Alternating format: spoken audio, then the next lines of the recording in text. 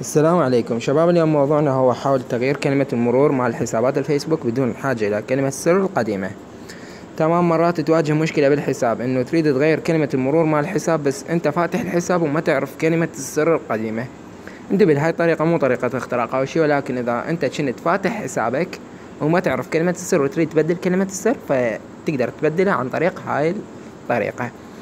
تمام، تابع لي الشرح، ما اريد اطول عليكم. اول ما تدخل على الحساب تفتح الواجهة، تفتح من الفيس يعني التطبيق الاساسي، تضغط على كلمة عرض معلومات قسم حول لديك. تمام، طبعا هاي بالتحديث الجديد تصير، ما اعتقد تصير بالتحديث القديم، يعني تطبيق التحديث القديم ما اعتقد تصير به. المهم، اول ما تيجي على الحساب تضغط على كلمة معلومات الاتصال. انت من تريد تغير كلمة مرور هناك راح يحتاج كلمة مرور قديمة، او اذا تريد تضيف رقم موبايل راح يطلب من عندك كلمة مرور، فمنا ما راح يطلب من عندك كلمة مرور. تمام، تضغط على اضافة هاتف اخر، ما راح يطلب من عندي كلمة مرور، راح يقول لي ضيف رقم موبايل.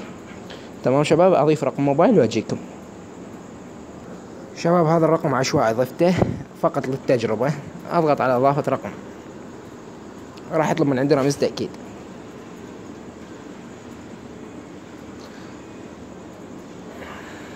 ننتظر شوية، ما اريد اقطع الفيديو على مود لا تقولون اكو يعني شي بالفيديو او كذب او هيك شي. تمام، هو ما راح يطلب من عندك اي رقم او ما راح يطلب من عندك اي رمز، لان منا ما راح يطلب رمز. تمام، ثواني، انتبه لي هنا شوية ولو الفيديو شوي طول.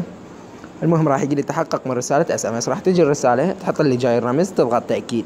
بعد ما تضغط تأكيد راح تقدر تغير كلمة مرور عن طريق رقم الموبايل. انا هذا الرقم كتبته من يمه، الله شاهد. فبنهاية الفيديو أحب أقول لكم بأنه القناة ما مستفاد من تشيء، فقط للشروحات. فإذا عجبك الفيديو ما يحتاج من عندك لا اشتراك ولا لايك، فقط أنه تستفاد من عنده لا أكثر ولا أقل. سلامتكم.